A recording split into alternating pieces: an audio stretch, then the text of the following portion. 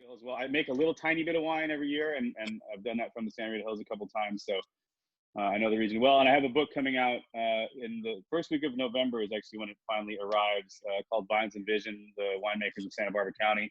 632 pages.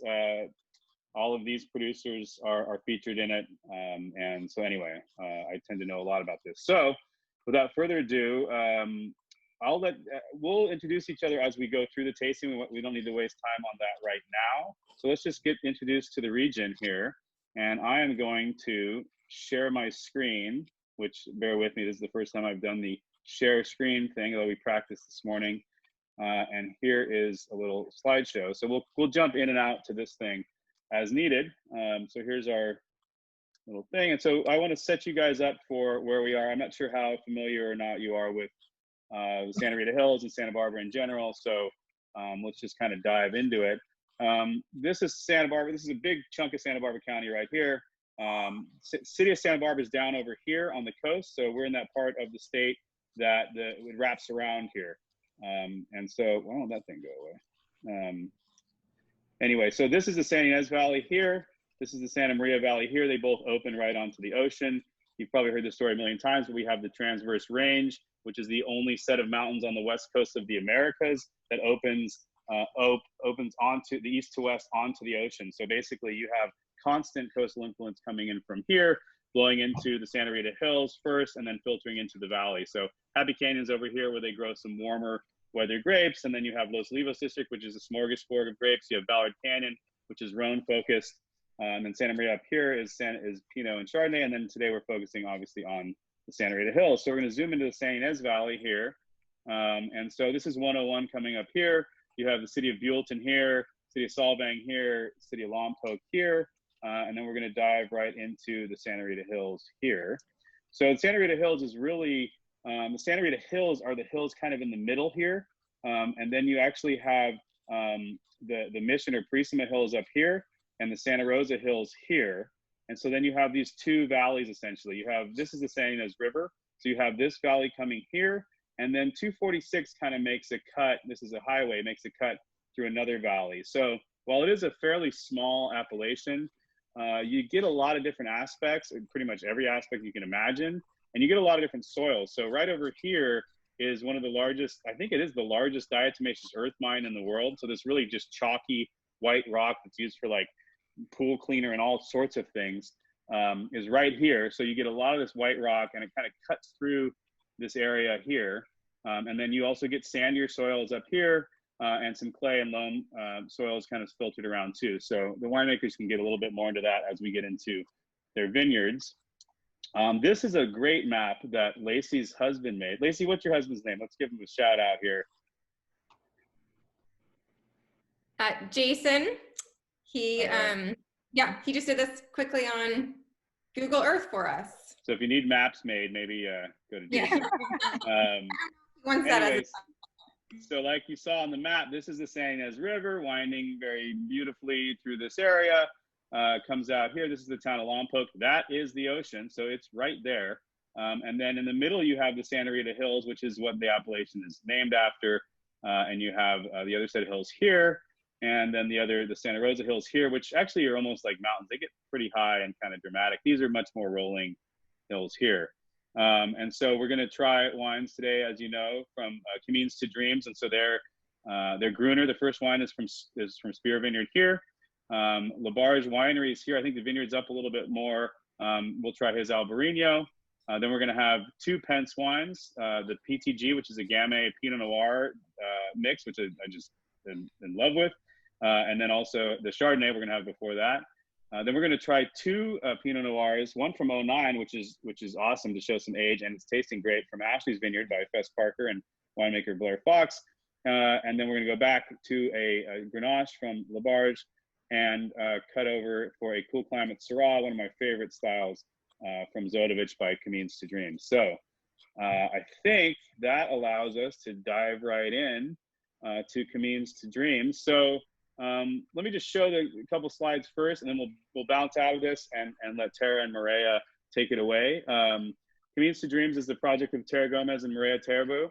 Tara is the winemaker also at Keto Wines, which is the Shumash tribe owns that brand, and she is of Shumash descent as well. So I believe she's the first Native American winemaker to make wine for her own tribe ever, which is a pretty cool thing.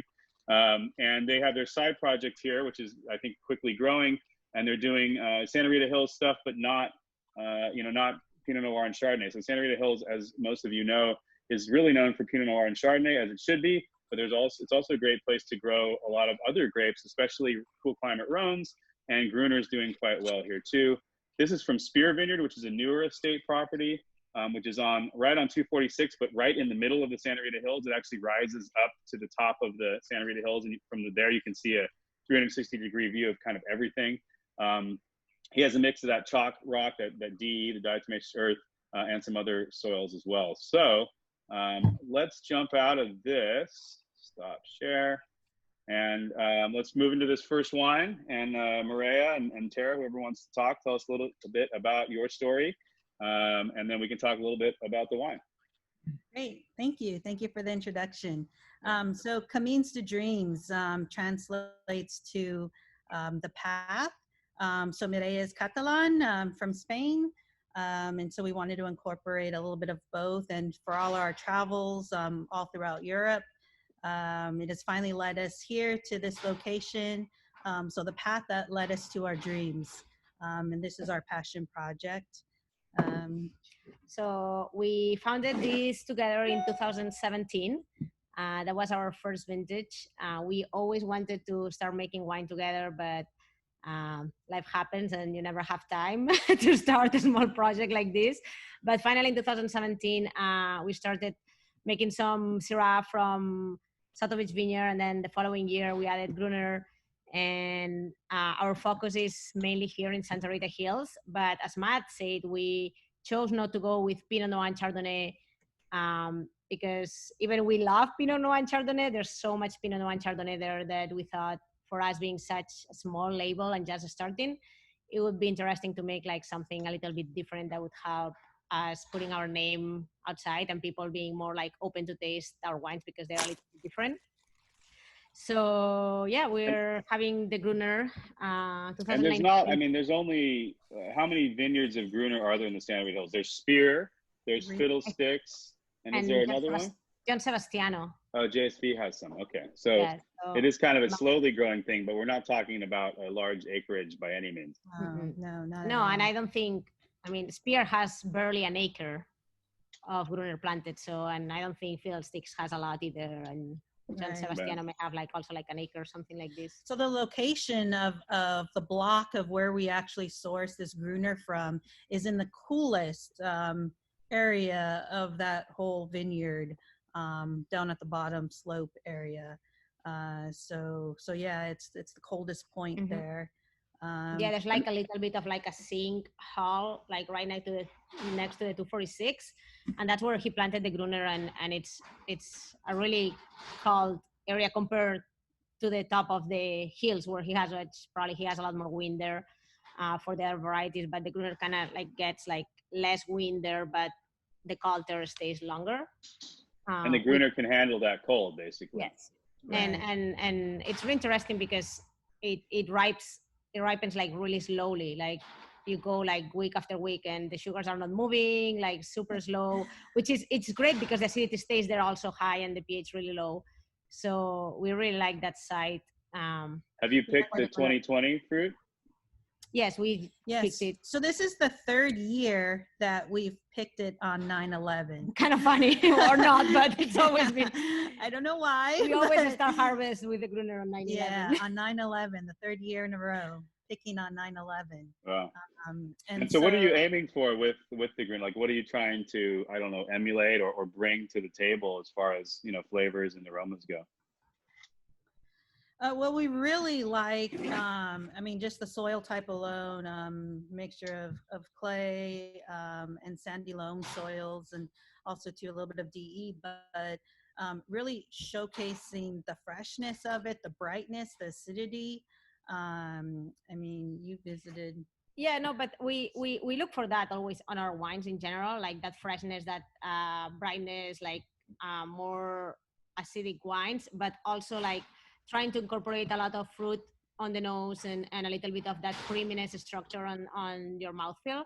So to do that, we tend to pick a little bit early, and then we macerate the grapes. We food stomp and macerate, so we get a little bit more of that complexity and structure from the skins. And that's our way to build a little bit, that creaminess that you can feel. A little bit of the structure as well. And how do you people get it, or do you have to kind of explain it to them, the people that come to your tasting room? I think mostly a lot of people doesn't even know that Gruner is a variety. A lot of the people that comes to our tasting room, so you need to explain them what it is. But so far, everybody that comes, like, they really like the wine. I think it's a really food-friendly wine. It's really approachable. It's fresh and it's crisp, but it also has that texture. So the first entrance, is like, oh wow, it's acidic, but then it's long-lasting and kind of like it makes you want to drink more wine. So that's what people, it's been saying that they really like, and they like to taste also something different, because you don't find it here in Lompoc too much. So right, I mean, you're going from Pinot to Chard, Pinot to Chard, Pinot to Chard. Something different is like, oh, this is revelatory. This is something to take home and talk about. Do any of the other journalists have specific questions about this wine or this vineyard? It was planted not that long ago by Ofer Sheffer, really interesting dude. 2014. It was planted in 14? 2014, correct. Yeah. Ofer comes from the, he's made his own life out of it, but his family had started the one of those life alert companies, but he's been into wine for like 20 years, really poking around, and finally found a property that he could plant his flag with. So making some really great wines there himself as well. So all right, let's keep moving here. We'll come back to you guys if you have any more questions for them. We'll be tasting their Syrah at the end of the entire thing, so you can save your questions for then if you have any. Pierre, let's move to you, and let's talk about Labarge Winery and a little bit of your background and this great Albarino we're about to taste. As you start talking, I will go back to my slides, I think, if I can figure that out. So far away, well, thanks, Matt. Yeah, thank you. Welcome, everyone. I'm Pierre Labarge IV, and I'm the owner and winemaker and vineyard manager at Labarge Winery. I'm originally from St. Louis, Missouri, and after graduating from college in Massachusetts, I quickly made my way out to California. And after realizing I didn't want to have a desk job, I started knocking on doors and ended up getting the opportunity to work in wine production. And 15 years later, I'm still in it and love it. And you worked at some interesting places too on your way up too. Why don't you run a little list by us? Sure, yeah. So the first place I worked at was in Southern California at Fallbrook Winery, and Fallbrook is known more for avocados than grapes. But what the great part about that was that I was able to, my first day on the job, I was able to learn how to lay out irrigation lines for planting a vineyard. So I got to learn everything from the ground up. And then after going to Cal Poly Slow to pursue my master's degree, the last place I worked at before pursuing this project here in the Santa Rita Hills was at Senequanon in 2008. So I got to work for Manfred for a year there, which is an excellent opportunity. And which is when we taste the Grenache, which is the inspiration for why we planted that here as well. Right. And so we purchased property in both properties that we owned in 2009 and planted them in 2010. We have Albarino, Viognier, Pinot Noir, Syrah, and Grenache. And so your winery organic. Your winery's here, but your vineyard is a little bit more up here, right? Correct. It's kind of hard for me to see the map, but both wines we're tasting today are from our vineyard that's basically right in the heart of the Santa Rita Hills, just on the north side of the San Ynez River, right there. Yeah. Right. So we're looking down. What's our direction here that we're looking? We're looking down south. Towards the river? Down towards the river. Okay. Yeah, that's looking out towards like Rancho La Viña and La Encantada. Okay, great. That's over there. Cool. And here is the layout of the vineyard. So you said the Albarino is this guy, right? Correct. And as you can see, there's some extremely rocky soils on this pretty steep slope there in the middle. So essentially, when we're picking, there's just a few really long rows of the Albarino. So we have all different types of ripeness on this scale as we're picking. So some of the stuff is, you know, maybe a little bit under, some is a little bit over, some is kind of right in the middle. So it makes a really nice complex wine off of it. So. And tell us why Albarino. I think it's kind of an interesting story. Yeah, so before we planted our vineyard, we had Dr. Richard Smart from Australia do a homoclimate analysis of our site. And so he has a proprietary program where he plugs in all this information of your site into a computer, matches it up to all these different appellations from across the world. And minus rainfall, the closest European appellation was Rías Baixas, which is the home of Albarino in the northwest corner of Spain. So I just thought that was just fascinating. So we decided to put in 1/3 of an acre, just a tiny experimental block, and it did extremely well. We're so pleased with it that we put in a whole acre now. So we're making about 150 cases of this wine per year. And it's still the only Albarino in the Santa Rita Hills. Wow. It's surprising no one's kind of, if they're seeing your success, no one's copied it yet. It usually happens. Yeah. We'll see. You know, obviously it doesn't, you know, if you're selling that fruit, it's not fetching the same price as Pinot Noir these days, but I do think that there is some potential there for sure. And I have really high hopes for it. We have great reception of the wine. So I think it's really at home here. It does very well. Are there any challenges for the grape that are different than the Pinot you're growing or the Rens? Obviously it's a completely different grape, but what are some of the challenges for Albarino? Well, so first of all, I've never worked with the vines before. And so they can tend to overcrop themselves. And also what's interesting is the cluster, it's hard to differentiate what's a wing or not. So if you're trying to reduce the crop load, it's sometimes hard to explain that to some of the crews. But the biggest issue I've had, particularly this year and also in 2017, was with the historic heat spikes that we've had close to harvest time. It's very sensitive to heat damage.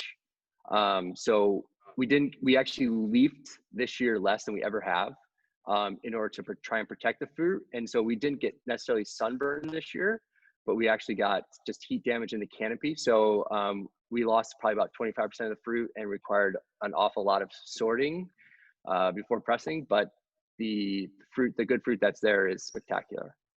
And when did you pick the Albarino this year?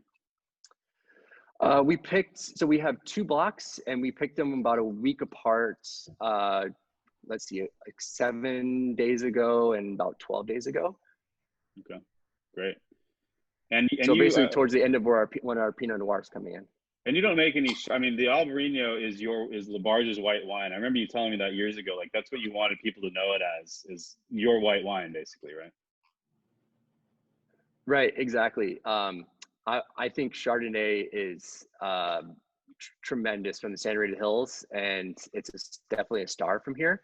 But for some reason, I just didn't want to plant it here at our estate, and so like you said, I think of it as this is our white wine from the Santa Rita Hills, and I think it speaks to the place. I'm not sure served blind if you can, you know, especially next to some wines from Rías Baixas, if you could pick it out, because it is truly unique to the area. We definitely get a certain amount of ripeness, but also retain a ton of acidity in this wine as well. And as you can tell, this also did not go through malolactic fermentation. Right. How are they aging so far? The ones you made in the earlier days? They're actually aging really well. The first wine we made in 2012 is a spectacular wine. It's just, I think so we basket press our Albarino, and so you're getting, as we were just talking about with the Gruner, we were getting a little bit more skin contact and phenolics because it's taking a few hours to have to mix it up to get a decent press yield. And so I think that's helping. And then also too, you know, our pHs are closer to 3 flat, and then also our TAs are about 10. So it definitely has the stuffing to go for a long time, I think. You gonna make a sparkling Albarino? I have no plans at this point, but it's funny because we have, since we age on the lees, we do have issues with a ton of dissolved CO2 in our wines at bottling. So it sometimes some people actually can perceive a little bit of that dissolved CO2 in there, but I also think it helps hold it up as well. So. Yeah, it wants to be sparkling. Just put a cap on it and bring it to market. That's right. That's right. Great. Well, thank you. I think it's tasting great today. It's super racy. It would be great with all sorts of shellfish, but I don't need to tell any of you guys that. I think you can figure that out. So, all right, let's move on here. We'll see Pierre again towards the end when we try his 2014 Grenache, which we should all be excited about. Let's move on to Pence and John Faulkner, the winemaker for Pence. I'm going to go to the slides quickly. I also want to show Pierre's winery real quick as before we jump right to Pence, because it's a beautiful spot. You can kind of see it in one of these pictures. And it was designed by Barry Burkus, who was a very famous Santa Barbara architect who passed away a few years ago. It's actually one of the last things I think he designed before passing away. And now you're open for visitors, right? Like you weren't doing that for a while. Now you're kind of doing some of that. Correct. Yeah, we're taking appointments now for visitors. Correct. Cool. And let's figure this out here. There we go. So there's the beautiful winery, and actually it's designed so that you can see, you stand in the middle, you can look down, you see the barrel room through a glass floor, and then you look to the side and there's the production room, and yet you're in a very comfortable, you know, living room like thing. So really beautiful spot. Okay, so now we're back to our favorite map here. Penn's Vineyards and Winery is here on the eastern side of the Santa Rita Hills. John Faulkner is the winemaker. He's going to take us away here pretty soon. Beautiful spot, lots of rolling hills, and then they have some pretty dramatic terraces too, which we can get into as John talks. So I'll stop this for now. And John, tell us the Pence story and some of your background. Yeah, thank you, Matt. So I got my start at Kathy Joseph's place, Fiddlehead, in 2007, right out of college. I had lucky timing. I got into the industry right before the Great Recession that was so hard locally and globally on the wine industry. I was really lucky. I knew in college that I wanted to do wine. I did not study wine in college. I was an English lit major. And are you from Santa Barbara or? From Santa Barbara. Yeah. So there's not that many oddly enough, there's not that many winemakers that are actually from Santa Barbara, but John is, Blair is, and actually I just got a text from Graham to Tomer, who also is. So anyway, that's like most of them. Anyway, go on, John. Sorry. Yeah, I mean, they're otherwise from South Africa or much further afield. That's yeah. I hadn't thought about that. Yeah, I came back to my home turf after college, knowing that I was really fascinated by wine, though I'd had no opportunity to study it in a strict academic setting in college. And via Santa Barbara industry being what it is, I was able to weasel my way into an internship at Kathy Joseph's in 2007. And my timing was good, and she kept me on as a full-time assistant winemaker for the following 4 years. And hers is it's a beautiful estate planted to Pinot Noir. She sources Sauvignon Blanc from Happy Canyon, but I really I cut my teeth at Kathy Joseph's place. And she is Davis trained herself and really raised me on some good old-fashioned Davis, like strict enology, which was a good introduction to winemaking. From there, by way of the south of France for a harvest, I came back to Santa Rita Hills to begin working with Sashi Morman on his handful of projects, estates, and negociants, which I'm involved with to this day. Sashi and I began making the wines at Pence in 2013. So we had the privilege of coming to a vineyard that was in its adolescence, but coming into a nice maturity. So the vines had begun to sort themselves out, and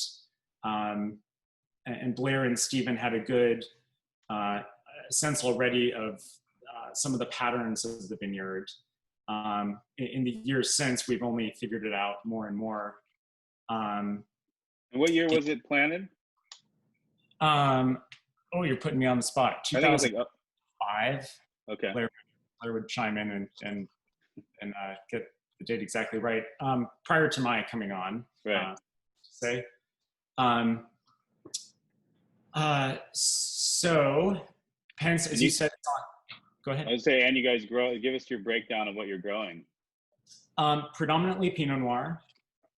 This being Santa Rita Hills, though on the eastern edge of the appellation. Pinot Noir is so well established, so well vetted, and I have the unique opportunity to make it across the entirety of Santa Rita Hills. Though it's a small appellation, and though I don't make Pinot Noir at Labarge, which is even further to the west. Domaine de la Côte is quite to the west on Sweeney Road, and Pence further to the east, and they bookend Santa Rita Hills, at least in my own little world here in Lompoc.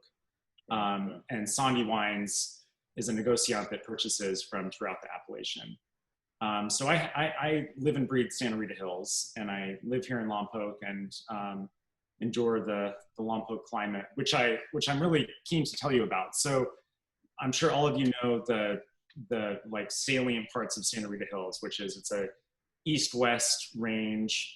It's this funny jog in the coast that is owing to like weird plate tectonics. Like California was sliding along and hit a snag, and Santa Barbara County turned east-west at what they call the Big Bend. And what's significant about that is that Santa Rita Hills has got ocean directly to the west, and it's also got ocean to the south. It's surrounded 270 degrees by ocean. And the ocean to the west has a direct influence on the climate. So it is a marine climate, basically. And that's predominant in the months of, in the growing season. In the wintertime, Santa Rita Hills has the advantage of being in the San Ynez Valley. So it has a more severe wintertime valley climate. It has just enough cold to achieve dormancy in the wintertime. Dormancy is much, it takes much stronger hold to the east in Ballard Canyon, in Happy Canyon. That's a much colder wintertime than in Lompoc and the rest of Santa Rita Hills. So Santa Rita Hills is uniquely situated so far to the west, so close to the ocean, where it gets just enough cold to be dormant in the wintertime. And then the spring and summer, excuse me, I'm gonna take a little sip of wine here. Spring and summer are quite inclement. Spring is windy and foggy and cold. Mild wintertime achieves a short dormancy, but an early bud break. We might have bud break in March. But bud break is thereafter followed by a really rough growing season. That's characterized by wind and fog. We have a really difficult time with flowering.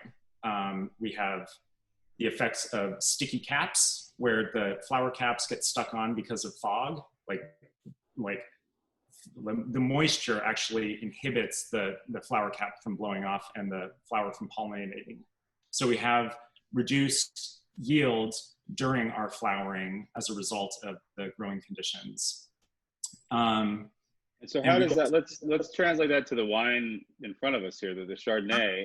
And what do you, what I love about your guys' Chardonnays and a lot of the Chardonnays coming out of Santa Rita Hills now is that they don't match with any preconceived notion of California Chardonnay, that buttery thing that turned a lot of people, got really popular, turned a lot of people off. And now I think, especially out of Santa Rita Hills, you have these really saline, mineral driven wines, which I think this is a great example of. So how does that come about in the vineyard, and how do you emphasize that in a winery? Okay, yeah, let me drive home the point. So an early bud break and a long cold growing season, and we have a long period, a long hang time, if you will, for the plant to start to ripen its crop. And we don't exaggerate it any more than we feel we need to. So we harvest early, although in Burgundy they're not at all thinking that we have an early harvest. They typically have 100 days from mid-flowering to harvest, and we easily achieve that in Santa Rita Hills, even when we're picking at potential alcohols of 12.5%, which this wine, though it's listed at 13.1, could be 13.6, or sorry, 12.6 quite easily, and tastes so to me. So Penn's Chardonnay and Chardonnay generally in Santa Rita Hills, I find to be quite forgiving of an early harvest. We have the luxury in Santa Rita Hills of picking anywhere from a potential alcohol of 12.5% all the way to 15% alcohol. We have a really lovely harvest time that is warm and dry, and you can get as much or as little extra ripening in the harvest months, the harvest weeks, as you want to. We skew to the earlier side, and in the interest of keeping the wine a little bit more mineral and the alcohol a little bit lower. And we find, even though today this is tasting quite mineral and even austere, there's still, I promise you, so much fruit, so much fruitfulness in Chardonnay, even when it's only 12.5 or 13% alcohol. You don't necessarily taste it in the grapes; they're quite acidic. But of course, you're making wine. You're not picking grapes to eat 2 and 3 years later. So right. Grapes themselves, they're chemically ripe. They're physiologically ripe, even if they're not sweet and luscious like table grapes. They're not meant for eating. They're meant for vinifying. Do you guys use any new oak at all, or is it all neutral? We do. I looked at the records, and we vinified this in about 20% new oak. And it had a short élevage, a 6-month élevage on those primary fermentation lees in oak barriques, 228 liter, traditional Burgundy barriques. Then at the 6-month mark, I racked the wine with its late loose lees up to 15 hectoliter cask, wooden casks. So quite a large format, 7 barrels worth of wine in this giant wood cask. And it spent another year in cask, kind of slowing down the evolution of the wine. And then finally we put the wine to bottle after a late fining and filtration. It gives it just enough toastiness for my palate. I mean, there's just a touch of it, it sucks up even that 20% oak. It just sucks it right up with all that acidity, it seems, but just a tiny bit of toast. Especially at lower alcohol. I mean, alcohol is a very, very powerful solvent. And with lower alcohol, you dissolve, you pull less out of the wood. So a 16% alcohol Chardonnay is going to be much more effective at extracting from an oak barrel than a 12% alcohol Chardonnay, for example. That's just the effect of ethanol as a solvent. So I think that's how Burgundy has forever gotten away with 100% new oak. They've had very concentrated wines at low alcohol, and they've very, very elegantly extracted tannin from even 100% new oak. For us, we get really nice tannin extraction. I find the tannin in this wine to be pretty youthful and assertive. It's almost severe in the acidity, and the fruit has not yet blossomed, but the wine is young. It was only bottled back in early June, I believe, late May or early June. Had COVID. Let's move on to the next wine, our first red. And you can talk a little bit about, you're not just growing Pinot and Chard, you're also growing Gamay and Syrah and probably something else by now too. So tell us about this wine and how it fits into the whole Santa Rita Hills thing. And the back does say Gamay Noir. I told this to Steven, your general manager, but the back does say Gamay Noir, but I believe it is a mix of Pinot and Gamay, right? It is a mix of Pinot and Gamay, and could state as much. It's about 50-50, and it's co-vinified, Gamay Noir, Pinot Noir. PTG is an abbreviation for the French protected appellation Pas-tu-Grand. We're not allowed to use that per the TTB, so we abbreviate it PTG, and it's a wine modeled after the Southern French appellation Pas-tu-Grand, which is a traditionally co-vinified Pinot Noir, Gamay Noir. Gamay is just, I mean, who doesn't love Gamay? It was an easy sell to get Blair to graft over some of the vines to Gamay. And we had a really great source for budwood from our vineyard up in Oregon, Evening Land, the Seven Springs Vineyard, which we have access to via Sashi's relationship up there. So this is one of the 2 to 3 renditions of Gamay Noir that we have, and one of the small portfolio of red wines that we make from Pence.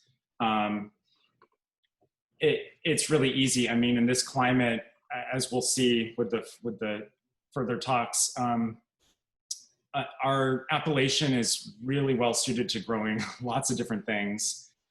We have, like I said, a really long growing season, so we get good phenolic ripeness in lots of different varieties. More challenging with tannic Rhone varieties, but Gamay is like well within the wheelhouse of Santa Rita Hills, as is Pinot Noir, of course. And to co-vinify them is, it's not the most creative thing, but it's a beautiful, delicious wine made in the, well, I call it the California carbonic style. So it's more like what the French are now promoting as infusion. It's like zero manipulation of the fermenter, just a really light, it's like you're making tea. You just put the grapes in the fermenter and let them infuse themselves, and it requires no punch downs or not even so much as a pump over.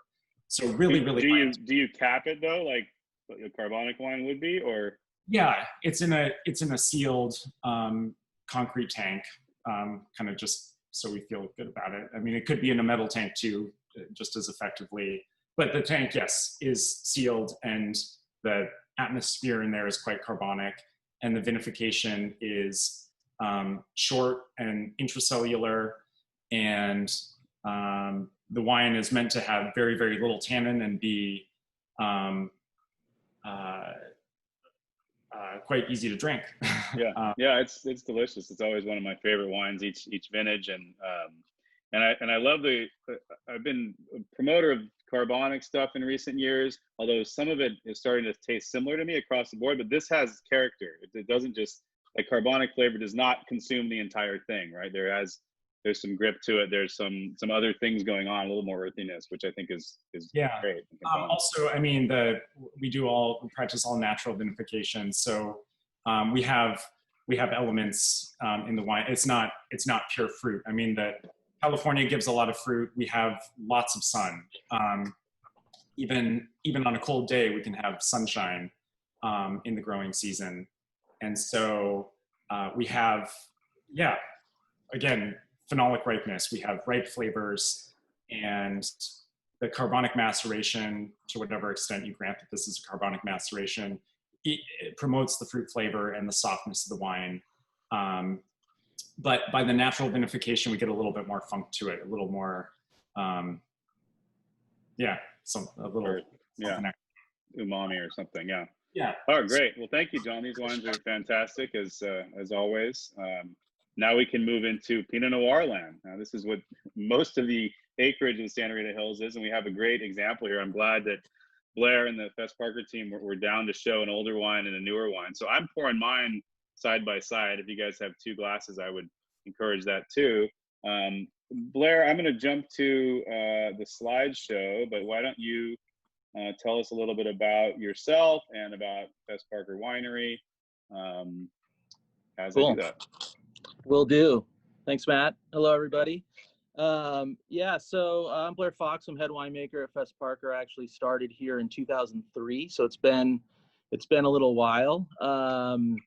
I graduated from UC Davis with a degree in viticulture and enology, worked in Australia, traveled all throughout France, just fell in love with everywhere I've ever been in terms of wine and winemaking, and wasn't really a huge Pinot Noir fan until I did start working for Fest Parker. And this vineyard, which used to be called Ashley's Vineyard, which is planted in the Santa Rita Hills, was planted in the late 90s. Actually, my associate winemaker and I were just talking about how few wineries there or vineyards there really were in the 90s, and there were maybe only a couple, and most were established in the late 90s, early 2000s and on. So it is cool to have these older vintage Santa Rita Hills wines, you know, kind of like you alluded to before. We used to make wines in a little bit riper style. I remember coming to the winery and seeing 16% alcohol Pinot Noir back in the day when I first started here, which tasted a little bit more like Syrah, to tell you the truth. And I think since that time, we've definitely kind of stepped back and refined styles. But, you know, having these two wines side by side, I think is pretty neat. These are basically the exact same point in the vineyard. So we have an 09 Ashley's and a 2018 vintage Ashley's Clone 115. So this is a specific block from a specific vineyard. Which block is it? What's that? What's the block? I'll try to find it with my arrow. It's here. block 1 right there. Right so there? it's kind of a gentle south-facing slope. Yep. And frankly, this was my favorite block, you know, going all the way back. You know, I've walked probably more rows in that vineyard than just about anybody. And it's just a real special block with a real special orientation, you know, a really, you know, gentle rolling slope. It starts super sandy, like beach sand at the bottom, and then rolls into kind of a sandy clay loam at the top. And, you know, frankly, this vineyard, I think its best production ever was about 2 tons an acre. So it's just a tiny crop with little tiny clusters, you know, like this big, with berries the size of the end of an eraser, a pencil eraser. So just, that's where, you know, we're getting these colors. It's like, I'm not doing anything to extract any color here. This is just a cold soak. You know, frankly, the vinification on both these wines were the same. This was actually the time when I implemented all the hand sorting into the winery. I'd actually love to just take a quick stroll through there, since I know I'm pretty amazing to look at. My office, my messy office here is also super cool, but I'm gonna roll through. We'll see if you guys can still hear me, and if everything stays on here. I'm actually a little anxious to see.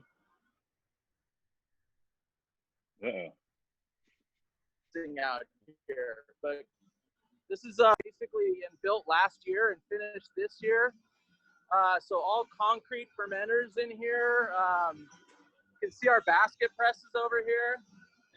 Blair, we can't actually. Oh, there we go. You're breaking the internet a little bit, but there we go. Can you hear? Anyways, I just wanted to give a quick view. Have you picked? So we got shaker have you tables picked, and. Have you picked this block yet? Could you hear any of that? Here's some. Okay, yeah, we heard so you. I mean, we saw some of it. It's a little jumpy, but. Did you pick this block already this year? all of our Pinot Noir is in. So Pinot Noir was all in last week. So we haven't processed any Pinot Noir this week. So Ashley's was all in last week and the 2 preceding weeks. So we basically picked it over a 3-week period. And, you know, it's much different than like 09, where we were picking, basically this 09, we picked the first week of October. And so a very, very different, very, very different years as time has gone on. 2018 is probably one of my favorite vintages I've ever made. So I think that that vintage just shows how great Pinot Noir really was suited for Santa Rita Hills in these cool years. Yeah, I've been extremely excited with the 18s I've been reviewing, and that came out. 17 was kind of a funny year, actually. One of the first years since I've been reviewing where some of my favorite wines just quite weren't as good, and some people really struggled, I think, with 17, and then 18 comes out of the gates just firing, kind of delicious on all fronts from all over the place. So and tell us a little bit about, you know, ageability of these wines. And I think that 09 is tasting great. It's starting to show a little bit of that leather, a little bit of that aged wine character, but it's still super alive and probably has some time to go. So yeah, you know, it was 09 was another great vintage. It was actually a riper vintage, you know, than I was picking these wines or these grapes typically around like 25 bricks or so. And I was picking the 18s kind of whenever I wanted, just because it was such a mellow, cool season.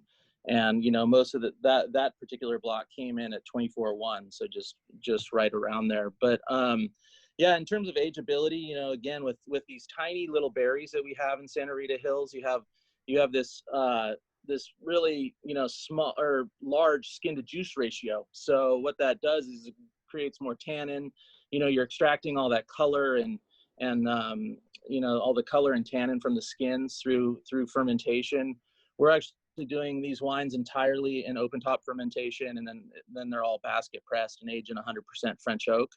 The 09 actually was aged in 75% new French oak, and then the 18 is about 50% new French oak. mm-hmm. And again, I don't think you know, these wines can just eat the oak alive. And you guys make, I mean, this is just one of you guys make a ton of Pinots every year. How many Pinots do you make? We make, I think, just about 10 or 11. We just added a new Pinot Noir on that is called 1971, which is from the Sanford and Benedict vineyard and the original plantings out there. So I think that makes 11 different Pinot Noirs now. So we make wine from Sanford and Benedict, Fiddlesticks, Ashley's, which is now called Rancho Las Hermanas. We have our own vineyard in Sweeney Canyon, right next to Domaine de la Côte out there, which is called Parker West. And then what am I forgetting? I think that's about it. And then we do clonal derivations like this. We do a Pomard clone from Ashley's. We do this clone 115, and then we do an Ashley's vineyard designate, as well as just kind of a broader Santa Rita Hills county blend. Yeah, great. Yeah, I remember when I first, you know, Fess Parker, the winery is, you know, there's not a lot of big wineries in Santa Barbara, and from the consumer side, I think there had been an impression over the years that Fess Parker was this huge winery that made, like, you know, bigger wines that you can find in a grocery store or whatever. And then once I started reviewing wines, I realized how much care you guys are paying to your Pinot, your Chard, and everything. And you guys are making some of the best Pinot Noirs that are out there, and have been for years, you know. So it's great to be able to bang the drum for you guys and remind people that you're making some serious wines too. And I remember talking to someone from your team, probably Tim or Ashley, and how the new generation's coming through. They don't even know who Fess Parker is. They just know you for your wine. They didn't know he was an actor. So that's right. kind of a funny twist too. But anyway, well, thank you, Blair. Does anyone have any questions for Blair before we move on into past the Pinots into the Grenache? All right. So we're going to go back to Pierre here. And those wines were great, Blair. That 09 I'm going to have with some dinner tonight, I think. So, Pierre, tell us about, we know a little bit about your backstory. I'll go back to our slideshow real quick and tell us why Rhones in the Santa Rita Hills, and particularly why Grenache. I mean, Syrah has been done historically, not a lot of it, but it's out there. But Grenache is really kind of a new player on the scene. Sure. Yeah. So like I was saying before, when I worked at Senequinon, they have Grenache planted at their 11 Confessions vineyard on the eastern end of the Santa Rita Hills. And of all of the varieties that we worked with when I was working there, the Grenache kind of struck a chord with me, and I was fascinated by it. And I was able to see kind of what potential was there, you know, with growing something that, you know, if you look at a textbook, it should not work where we have it planted. I mean, it'll tell you that it needs to be in region 4. It's right here, right in this vineyard shot. Yep, exactly. And so it's so Grenache they would say that you should have it in a region 4 climate, which is like warm to hot, and we have it in a region 1 cool climate. We have a couple things working for us. First of all, is that where that Grenache is planted there, it's this gentle south-facing slope that's more protected from the wind, so it does capture a lot more sunlight than some of our other sections of the vineyard. And then, you know, even though it is, like John was saying earlier, even though it could be cold here, if it's not foggy and if it's clear, the sun could actually be very intense. And so I think that also helps a lot as well. When we were planting, there's a cliff right here, right? Yes. So it drops off, pretty much goes straight down to the riverbed right there. Yeah. And so it worked. Do you have trouble getting it ripe, or no? That's not an issue. Well, we severely reduced the crop. So we, you know, we're on 6x3 spacing, so it's 2,420 vines per acre. So it's pretty high density.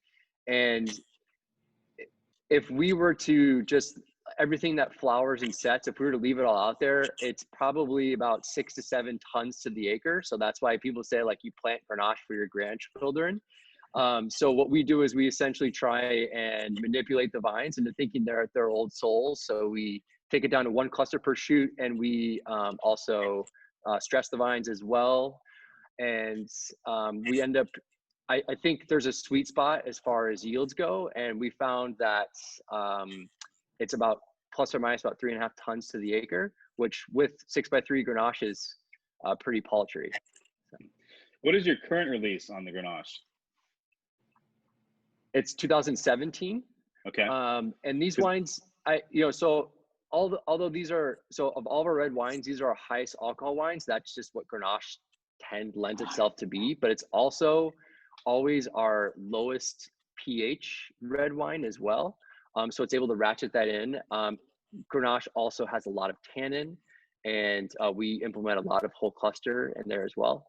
So I find the wines to be, like our 17, to be very tightly wound right now. Whereas I wanted to pour the 14 now because I feel like this wine is a little bit more open, I guess you could say. Yeah, but I mean, that's what I was kind of asking, because you could tell me this is a 17 and I'd believe you, because it is still so fresh and still like fairly wound up. I mean, it's definitely opening up for sure. And it's a great wine, but it is like these things will, and Grenache is not necessarily known as an aging wine, but these could go for a long time, it seems like. I think so. I mean, look, we don't have the track record here of 50 to 100 years. So I can't go back and say, oh yeah, 1975 is great. But my experience tells me that I think these wines will age very well. And, I used to love Chateauneuf du Pape, and I've kind of they've fallen out of favor a little bit with me lately. And I feel like what makes me excited still about Santa Rita Hills and Grenache is that is the acidity, and that's what it's all about for me. Is where we still have the fresh fruit flavors, and we're able to get the grapes ripe, but the acid kind of keeps it all in tight. So yeah, I hear what you're saying about Chateauneuf too. A few years ago, I did a feature on Grenache for Wine Enthusiast, and my point was that even if whether you do it ripe or you do it leaner, Grenache carries a varietal character with it, even into both things, which I thought was kind of an interesting story.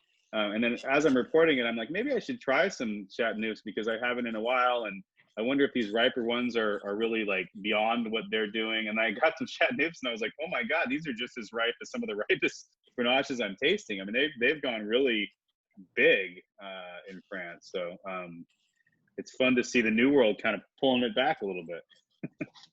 Right. It's funny because, in a perfect world, I would love to make a 14% potential alcohol Grenache, but that's just not what our vineyard gives us.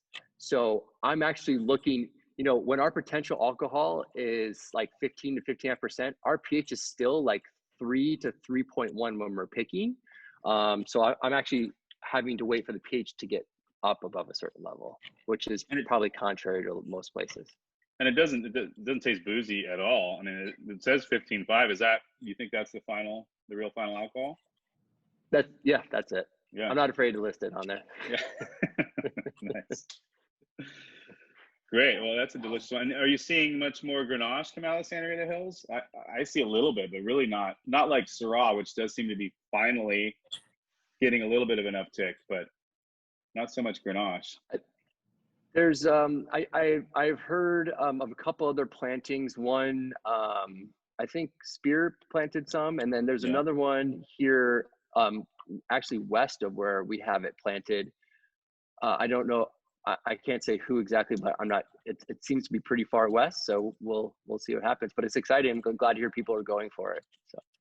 Yeah. And then does your wine club, are they into the Grenache? I mean, they get it and they don't need a lot of explanation, or? It's funny because most people don't know what Grenache is, even though it's so widely planted in southern France and Spain. But it's always blended with something else and called something else that people may not know. And once people get to taste this wine, it's definitely a crowd pleaser. So I would say this is definitely a favorite of most of our clients. Great, cool. All right, another delicious wine. This is quite a lineup.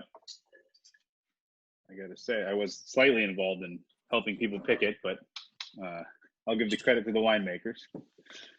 Let's finish up with Tara and Maria talking about the Camins to Dreams Zodovich Syrah. I mean, Cool Climate Syrah is one of my favorite just flavors in the world, and they really nailed it with this one, I think. I'll jump back. We have a couple slides, I think, related to Zodovich. So let me jump back to that, and you guys can start chatting as people are pouring and getting that wine ready. So this Syrah actually was planted up on the slope. So this is actually the second vintage off of that new planting up on the slope of Zodovich. So there you get a little bit more diatomaceous earth, sandy loam soils, and it's just, we're really happy with it. The two clones that we get off of this is the Albin and 383. And just the clusters themselves, they just look so beautiful prior to picking, and just develop really nicely there on that slope. And are you guys, when you decided to do Cool Climate Syrah, are you big fans of the Northern Rhone? I mean, I think you guys have visited there, right? I mean, yeah. we really are. We went there, was it last year or the year before?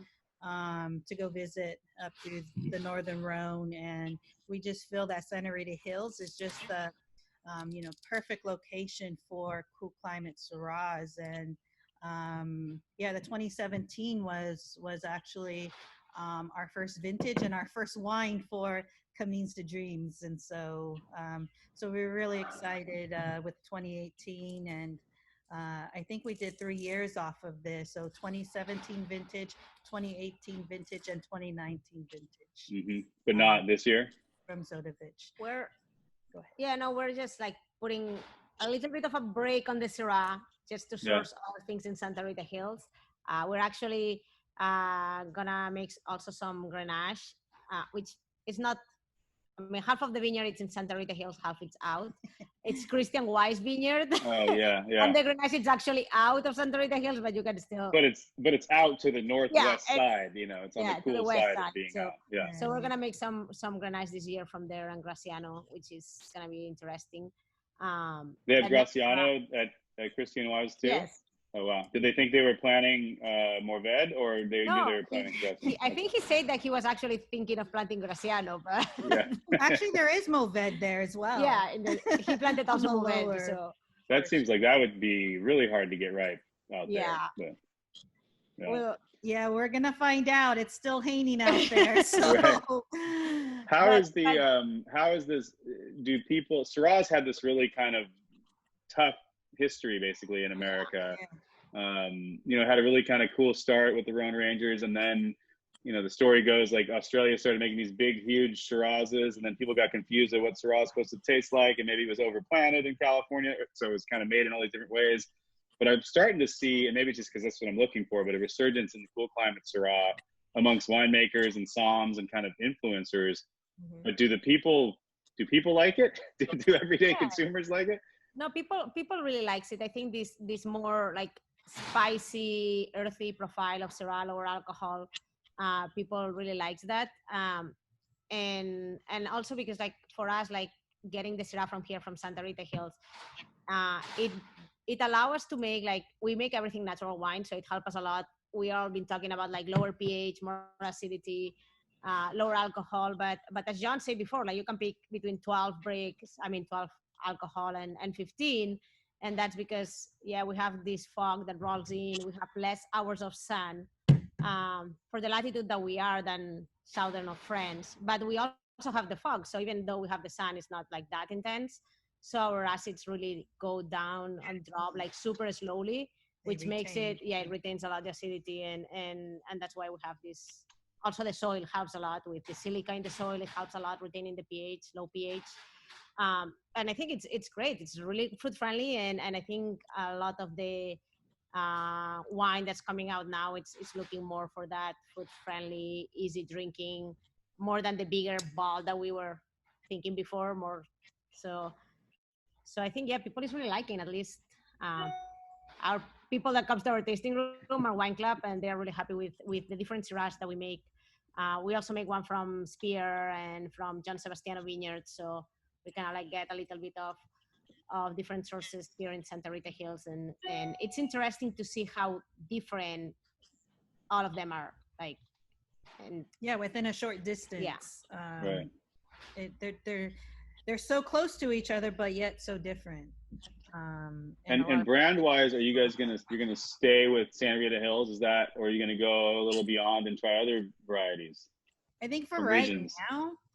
right now, we're solely focusing on Santa Rita Hills. So I think we're going to stay with Santa Rita Hills for now. I mean, like, I was really happy that, you know, Graciano was planted here. As that was You just need that. You need that Carignan. You need some Carignan planted. It would line up really great with Mireille's background. some year Pierre is gonna sell us some Albarino, and we'll make some Albarino too from Santa Rita Hills. So we get more to choose from. Great. Any other plantings you guys know of that are doing other grapes that you're interested in that haven't been really done yet? Or you're kind of finding them all already? Well, I was a little interested in that Mourvèdre, but that's super new. I think it was planted last year. So just curious to see how that's going to turn out as well. Everything's head pruned, and so we're anxious to actually pick off this Christian Weiss this year, both Grenache and Graciano. Great. So. All right. Well, this pretty much wraps up our tasting. I hope you guys enjoyed it and liked everything. Does anyone have any questions for any of the winemakers about these wines or their backgrounds or anything like that? I have one question. Great. And it might be kind of silly, but I think it was the Labarge Albarino, I just saw the note that said it was fermented in one new cigar barrel, and I've never seen that written on a tech sheet before. So I was just curious what that means.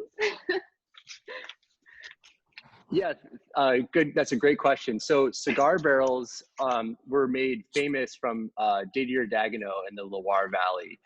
And so essentially it's just a little bit bigger than a barrique. So Okay. it's 265 liters, and then it's really long, and it's More like a fits very football. awkwardly.